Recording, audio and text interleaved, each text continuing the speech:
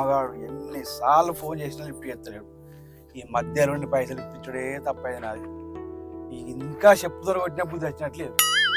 చెయ్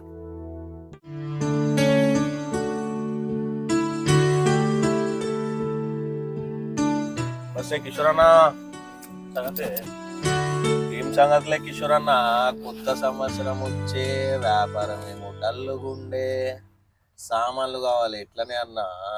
ఆపు ఆపు ఆపే రావణ్ణు, నువ్వు అన్నేమో కనుక సామాన్ల ముచ్చట తీయకు. ఈ ముచ్చట కనుక ఆడోళ్ళు విన్నారు అనుకో, ఈ మధ్యలో విన్నావు కదా ఎంత లొల్లి లొల్లి అంగడంగడైతుందో. సామాన్ల జోలి ఇంకోసారి తీయకే రావణ్ణు, జర ఒగ్గా పట్టు నువ్వు. అగో నా షాప్ లో సామాన్లు కొంటా అంటే కేసు పెట్టుడేంది? రావణ, నువ్వు నీ షాపుల సామాన్ల గురించే చెప్తాను కావచ్చు, కానీ సామాన్లను ముచ్చట తీసినాం అనుకో, రెండు తెలుగు రాష్ట్రాలలో ఇప్పుడు గిదే సామాన్లలో నడుస్తుంది. నీకు అర్థమైందా? నువ్వు నీ సామాన్ల గురించే చెప్తాను, కానీ వేరే సామాన్లు అనుకున్నారు అనుకో, మన సామాన్ల కథ వేరే అవుతుంది. మరి జాగ్రత్త రావణ, ఒప్పుకోబట్టు జరా. ఒలిసిన అవుతాయి అట్టుపండు తొక్క. నీ సినిమాలకు పనా పాట అన్న, 3 నెలలకు 6 నెలలకు ఒక పాయింట్ ముంగడ పెట్టుకొని దాన్ని లొల్లి లొల్లి చేసి ఏదో హైలైట్ చేస్తుంటారు. గదాన్ని పట్టుకొని నువ్వు చెప్తాను. ఈ టీవీ ఛానల్ వాళ్ళు ఊరు పేరు లేని శుద్ధ పూసలను పట్టుకొత్తాళ్ళు, 2 గ్రూపులు చేస్తాళ్ళు, ఇక డిబేట్లు పెడతాళ్ళు. వాళ్ళు కొట్టుకున్నంత పని చేసి జనాలను పిచ్చోళ్ళని చెప్తున్నారు వాళ్ళు. మనకెందుకే ఆ సామాన్ల లొల్లి, చూసినామా వదిలేసినామా అన్నట్టు ఉండాలి. అంతే అంటావు రావణ? ఎవరు ఎన్ని వేషాలు వేసినా మనకు నచ్చకపోయినా అన్ని మూసుకొని కూర్చోమంటావు, అంతే కదా నీ ఉద్దేశం? కళ్ళు మూసుకున్నాడు ఎందుకే, చూపించేటోళ్ళకి లేని సిగ్గు చూసే మనకు ఎందుకు సిగ్గుపడాలి? ఎవరేం మాట్లాడినా మన నోరు మాట్లాడొద్దే. మజాక్ చేస్తున్నావు, మన కళ్ళ పని కళ్ళు చేసుకుంటాయి గంతే. సరే అంతే అంటావా?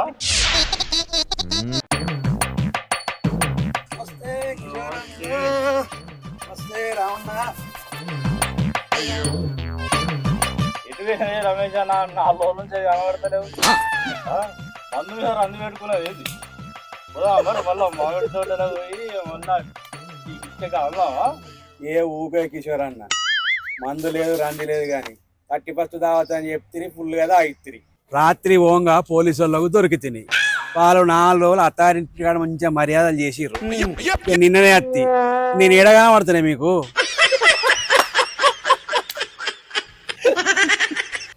ఎంత పని చేసినవే రమేష్ అన్న, ఆ రోజు మామిడి తోటల పంట అంటివి, పండవే రమేష్ అన్న అని అంటే మా ఆవిడ రమ్మన్నది, మా పుష్ప రమ్మన్నది అని పోతుంది.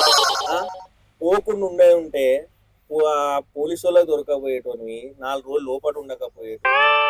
ఎందుకే చెప్తున్నావు నువ్వు అసలు? తీసుకున్నాక ఊకుండా బుద్ధి కాలేదే. నవ్వొస్తుంది మీకు, నవ్వొస్తుంది. నాకు ఇప్పుడు ఒక డౌట్ వస్తుంది. అసలు మీ ఇంటికి పోయే తోవల పోలీస్ చెకింగ్ అనేది ఎక్కడ ఉండదు. నువ్వు అసలు పోలీసులకు దొరికినా అని చెప్తాను అంటే ఏదో మదరా ఉండదు కానీ ఏమి లేదే, తాగిన వాళ్ళు అవ్వద్దని చెప్తారా? అంటావా? దొరికింది, నొప్పులు లేస్తాను. వాళ్ళు అరుచుకుంటూ నొప్పులు లేదు. సరే అది సరే కానీ ఎట్లా అరుచుకున్నారు మరి? అత్తగారు ఎట్లా ఏడ వాపు వచ్చినా నీకు చూపిస్తున్నా? వాపులాంటి అసలు ఏ వాపులే ఇలాకి వచ్చినాయి చెప్పుకోలేని కాడ వచ్చినాయి. మా వాళ్ళది ఎట్లుంటుందో నువ్వు కూడా ఒక ఆర్డర్ ఏది దొరుకుతుంది, ఏది వెళ్తుంది నీకు. అత్తగారు ఇట్లా అరుచుకోవడం ఏంది మొత్తానికి మంచిగా అరుచుకున్నారు అంటావు. పుష్ప అంటే నువ్వు కనుకే అది కట్టం కదా వాజ్పాయ్ మరిచిపోలేనంతగా గుర్తుకొస్తా అంటే అవస్థ యాది కట్టం.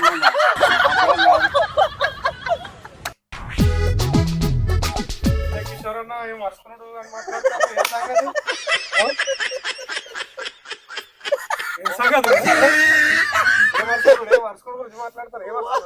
రమేష్ అన్నాడు ఏదో చెప్తాడు ముచ్చట అన్నా. బొట్టు పెట్టుకున్న బుద్ధి పొద్దుగాల పొట్టు పెట్టుకుంటే పొద్దు పొట్టు వేసుకుంటా ఏముంది. అరే పొట్టు పొట్టు వాటే ఏం లేదన్నా, మన రమేష్ అన్న మన 31st దావత్ అయిపోయిన తర్వాత ఇంటికి పోయినా పోకుండా మామలకు దొరికింది. అందుకే 4 రోజులు బట్టి మన కౌపల్లి అన్న కాదు రమేష్ అన్న, పోలీసు వాళ్ళకి దొరికినప్పుడు పరిచయాలు ఉన్న వాళ్ళు ఎవరైనా ఆలోచించి ఒక ఫోన్ చేయాలి. నువ్వు ఫోన్ చేస్తే నీకు ఇంత నొల్లుండా చెప్పు, నాకు అర్థం కాదు.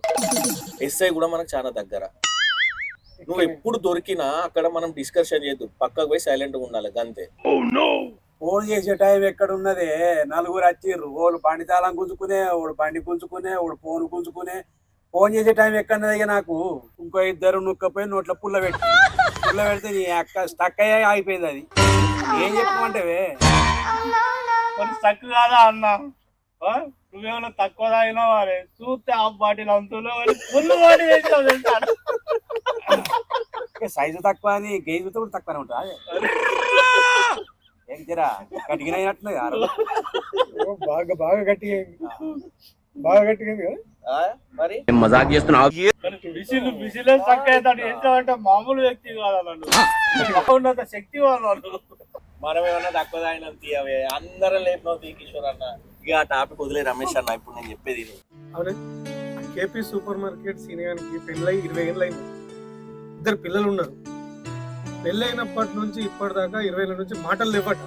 మరి మాటలు లేనప్పుడు 2 పిల్లలు ఎట్లనే? మాటలకు పిల్లలకు సంబంధం ఏంది?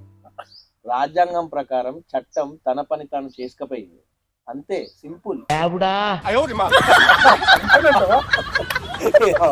ఏం చెప్పినా పోయే రావన్నా. కానీ ఎంతైనా సూపర్ మార్కెట్ సీన్ కూడా అదృష్టవంతుడే. ఏం అదృష్టవంతుడే? రాజ్యాంగం ప్రకారం పోయినందుకు కానీ.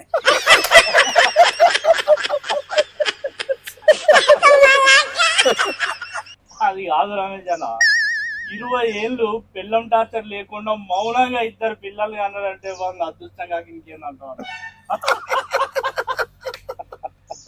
వాంది మౌన కాపురమే కిషోరన్న.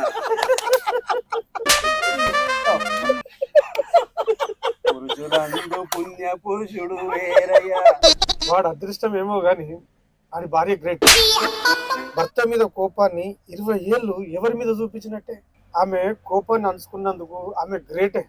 వాళ్ళిద్దరు గ్రేటేనన్న. 20 ఏళ్ళు ఒకటే ఇంట్లో ఉండి ఒక్క మాట మాట్లాడుకోకుండా ఉండుడంటే అది మామూలు ముచ్చట కాదన్న.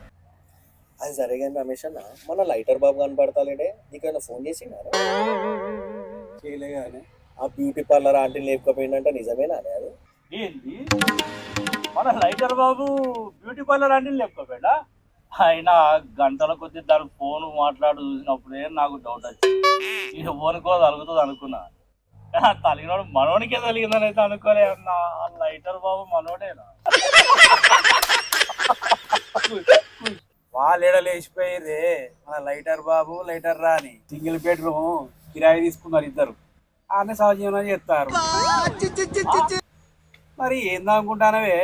ఇల్లు కిరాకి తీసుకొని 2 కలిసి ఉంటున్నారా? అమ్మ లైటర్ గా. మరి వీళ్ళ లవ్ స్టోరీ లైటర్ అని భర్తకు తెలిసే ఛాన్స్ లేదంటావా? ఎట్లా తెలుస్తుంది? ఏ టైంలో కిరాయి ఇంట్లో 4-5 గంటలు మనోడితో ఎంజాయ్ చేస్తుంది. మిగతా టైం అంతా ఫ్యామిలీతోనే ఉంటది. భర్తకే తెలుస్తుంది. మన లైటర్ బాబు మన్మధుడని తెలిసేనా? కానీ ఈ పార్లర్ ఆంటీ సిన్సియర్ అని అనుకున్నా నేను. అది మంచి రసికసికామని. రసిక సికామణులంతా సైలెంట్ గానే ఉంటారే. వాళ్ళ టాలెంట్ సందర్భం వచ్చినప్పుడే బయటపడుతుంది.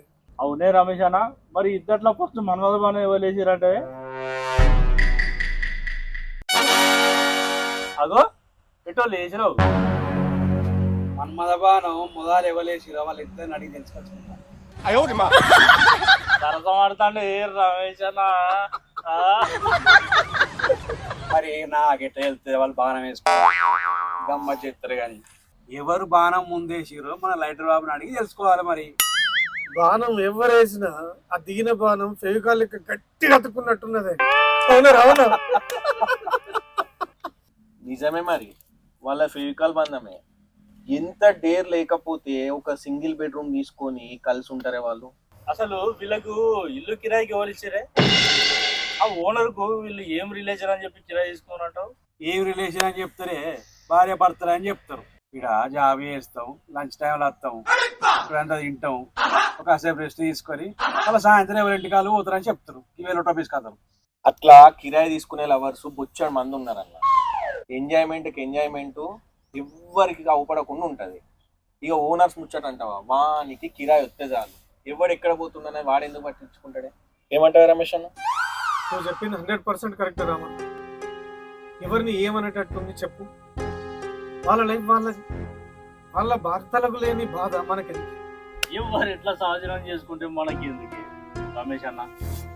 నువ్వు ఫస్ట్ మన్మద బాణ వలేచారు, ఒక్కసారి ఫోన్ చేసి మన లైటర్ బాబుని తెలుసుకో. ఆత్రమా అవుతలేదా అని మన్మథ బాణ ఎవలేసిరో తెలుసుకునేదాకా నీకు నిద్ర పెట్టట్టే లేవు కదా. నా నిద్ర సంగతి తర్వాత కానీ ఫస్ట్ బాణం వలేచారు నువ్వు ఫోన్ చేసి అనుకో. చేయి ఫోన్ చేయి. కిషోర్ అన్న మూత్రం అన్న ఆపుకునేటట్టున్నాడు కానీ ఆత్రం ఆపుకునేటట్టు లేడు. రమేష్ అన్న, ఇప్పుడు ఆయనకి ఫోన్ చేసి బాణాల కంప గెలుపుకున్నాడు అవసరమా అని? వాళ్ళు ఎన్ని రోజులు కలిసి ఉంటేనే 4 రోజులు అన్నీ తెలుస్తాయి. ఇప్పుడు ఏదో తక్కువ సుఖపడ్డట్టు ఇంకేమన్నా ఎక్కువ ఎంజాయ్ చేద్దాం అనుకుని ఇల్లు తీసుకున్నారు కానీ వారం రోజులలో ఇల్లు ఖాళీ చేసి ఎవరి ఇంటికి వాళ్ళు పోకపోతే చూడు. ఈ అక్రమ సంబంధాలు సక్రమంగా సాగాలంటే ఎవరింట్లో వాళ్ళు ఉండాలి. ఈ మన్మద బాణాలు సహజీవనాలు మనకి ఎందుకు? చూడాలి, వదిలేయాలి. ఏమంటే తిన్నామా, పన్నామా, మర్చిపోయామా, డన్ డన్.